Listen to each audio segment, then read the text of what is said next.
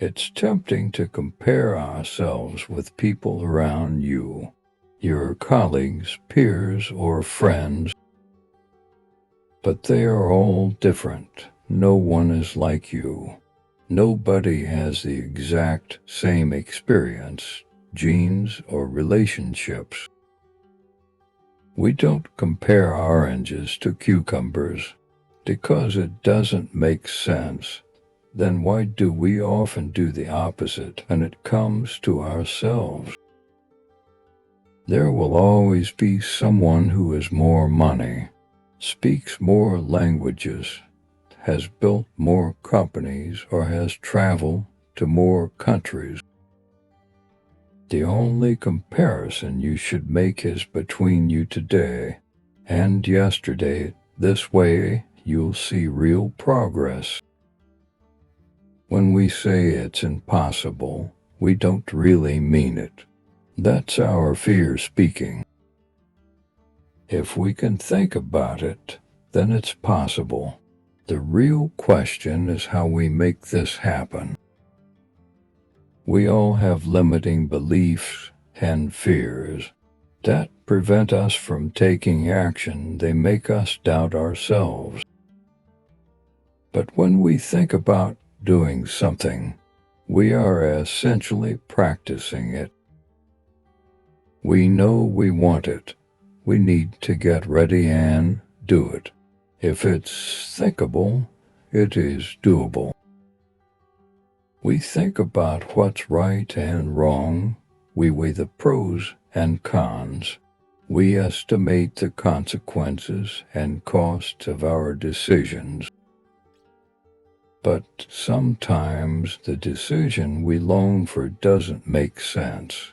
We want it, and we know it. In this situation, let the mind rest for once and listen to your heart instead. If it tells you what it wants, then why deny it? Allow yourself to make decisions with your heart from time to time. Your mind won't hold grudges. We all have weaknesses because nobody is perfect, and it doesn't make us worse than others. On the contrary, being aware of it gives you strength. You know exactly where you can improve. So you can either get better at it or hire somebody to help you with it.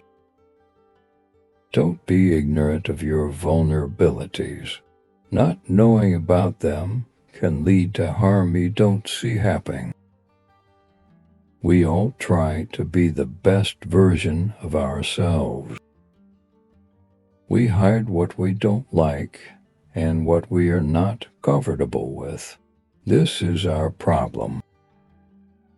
But if we hide too much, there is nothing real left of us. All that's left is that perfect avatar we created for ourselves. But it's not who we are. The real us are deep inside. Don't trust what you see outside. Try to dig deeper and see what's beneath the vision. It makes us feel good, gives us strength, and feels like we're flying. It gives us the courage to do things we haven't dared to do. It provides support that we need not to feel alone. And that makes us bold. It makes us brave. It pushes us to act without regret. Keep this precious feeling with you and cherish it throughout your life. You're always loved by someone. You're not alone. You can be wealthy in two ways. Get everything you want, or want everything you have. If you're always in pursuit of more, you'll never be happy at the moment. You won't be satisfied if your happiness is conditional. When I get 1 million euros, I'll be happy. No, you won't. It's a never-ending race. There is always more to get. Appreciating what you have is the key to lifelong happiness. Reflect on what you already have and learn to love it. Be satisfied with what you own. Then you'll discover how to be free, wealthy, and happy now. One day, in retrospect, the years of struggle will strike you as the most beautiful. Most people do not really want freedom, because freedom involves responsibility, and most people are frightened of responsibility. Unexpressed emotions will never die. They are buried alive and will come forth later in uglier ways.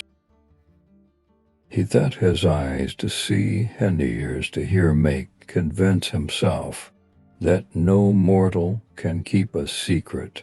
If his lips are silent, he chatters with his fingertips. Betrayal oozes out of him at every pore. Religious doctrines are all illusions. They do not admit of proof, and no one can be compelled to consider them as true or to believe in them. It is impossible to escape the impression that people commonly use false standards of measurement, that they seek power, success, and wealth for themselves and admire them in others, and that they underestimate what is of true value in life. In so doing, the idea forces itself upon him that religion is comparable to a childhood neurosis, and he is optimistic enough to suppose that mankind will surmount this neurotic phase, just as so many children grow out of their similar neurosis. In the depths of my heart, I can't help being convinced that my dear fellow men, with a few exceptions, are worthless. Whoever loves becomes humble. Those who love have, so to speak, pawned a part of their narcissism. Immorality, no less than morality, has at all times found support in religion. No, our science is no illusion, but an illusion it would be to suppose that what science cannot give us, it can get elsewhere.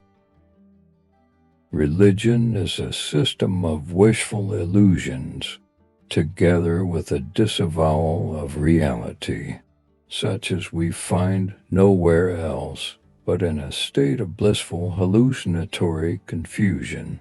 Religion's 11th commandment is thou shalt not question. The virtuous man contents himself with dreaming that which the wicked man does in actual life.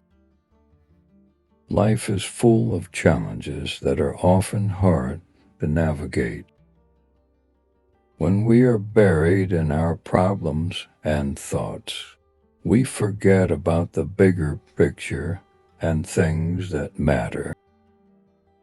I hope these quotes can provide you with comfort and give you some valuable insights about life, love, and happiness.